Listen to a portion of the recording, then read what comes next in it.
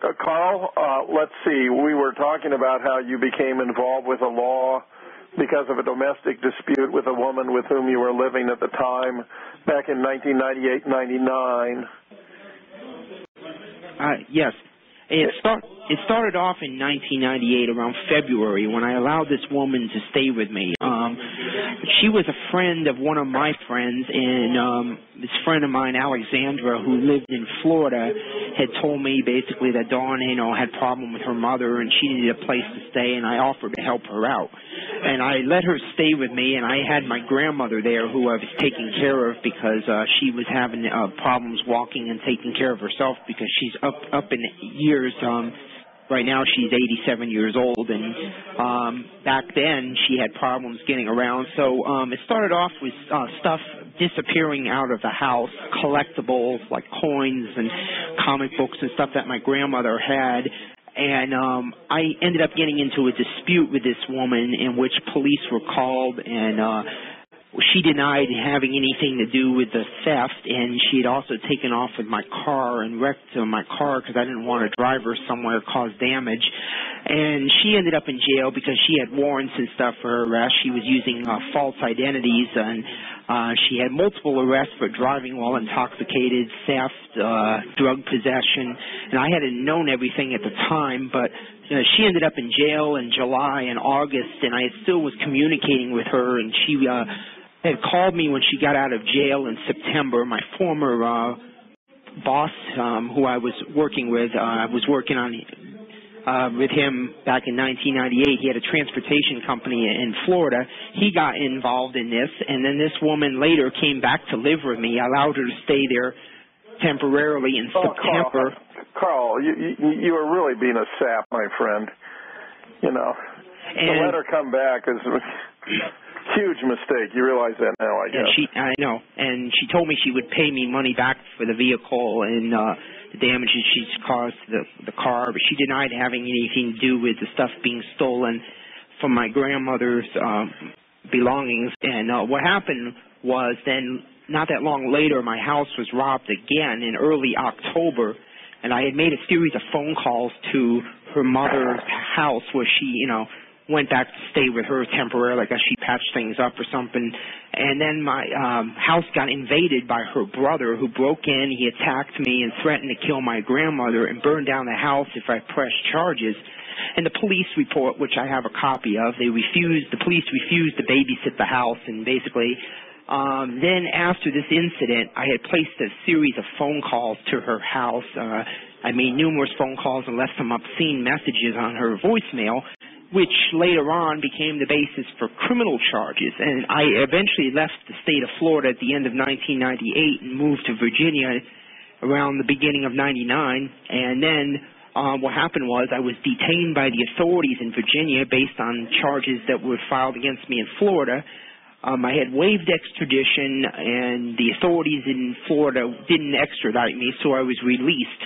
But the charges were not dropped, and I was picked up several more times based on the same warrants, and I asked for speedy trial. I asked for the charges to be taken care of. I fully cooperated with the police. I waived extradition, and they released me, but they wouldn't dismiss the charges. So this case went on for more than a year of being detained, released, being re-detained, re-released, over and over again on the same accusations. Was your grandmother okay in the meanwhile, or was she being subjected to additional burglaries? No, she didn't have any more problems after I left Florida. After that incident with her brother breaking in, there wasn't anything further that happened. But I was having problems being detained in Virginia and released over multiple occasions. And meanwhile, I was living in Virginia. I had my family there, and I had made a series of cartoons and comments regarding Bush being governor of Texas. He was running for president at that time, and I made a cartoon. One of them was about, I had Bush depicted him standing before Almighty God on Judgment Day to answer for him mocking Carla Faye Tucker, who was on death row in Texas. And one of the cartoons I had was in reference to that, and there were several other cartoons in which I received visits from the Secret Service. They interrogated me. They left. And for political cartoons, you were confronted by the Secret Service? Yes, and they asked me questions, what I thought of Bush, and if he was in the same room as me, what would I do? And they'd ask me a series of questions. Secret Service came to visit me several times in 1999. I had read the book by Webster Tarpley about the unauthorized biography of George Herbert Walker Bush.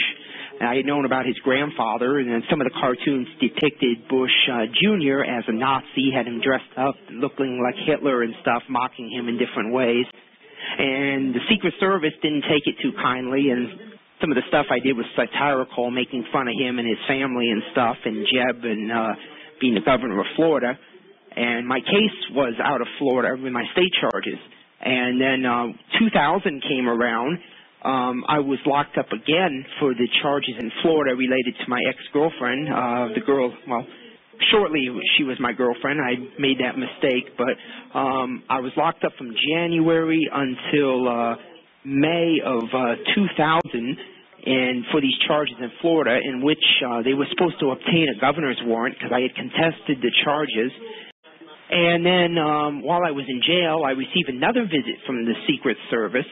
And then May 25th, 2000 comes along, and then what happens? The judge orders me released because they don't obtain a governor's warrant within the time that the court gave the authorities, and the governor of Florida and the governor of Virginia, to obtain a governor's warrant for my extradition. So the judge in Virginia ordered me released, and the charges were supposed to have been dismissed. But then that's when my trouble really began with the federal authorities, because that very day I was ordered to be released.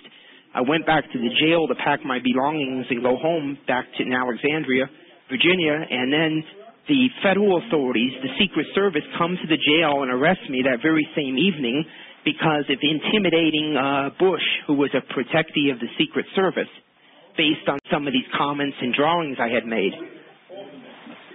So that's when my problem with the Fed started on May 25th, 2000. And then 6 days later, I went to court for a bail hearing, May 31st, 2000, and they refused to give me bail based on these outstanding charges in Florida. And they said I was a fugitive from justice, even though 6 days earlier, the judge in Alexandria, the General District Court, had ordered my release and the charges dismissed because they violated my due process. But the federal authorities wouldn't release me because they try to argue that this fugitive warrant was still active. So then I was held in jail for another year, and then the government had ordered a psychiatric report, and they got this Dr. Phillips to come evaluate me at the jail, this Robert Phillips.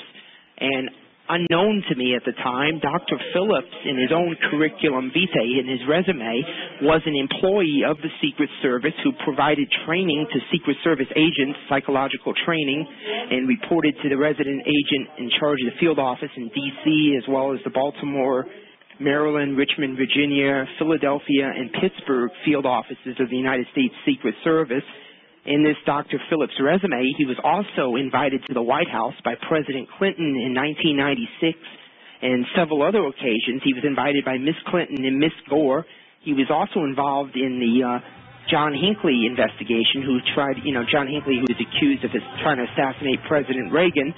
And what happened as a result, St. Elizabeth's Hospital, this very same Dr. Phillips was also involved in this matter, regarding Hinckley, and he's also a close associate of Bush Sr. and the Clintons.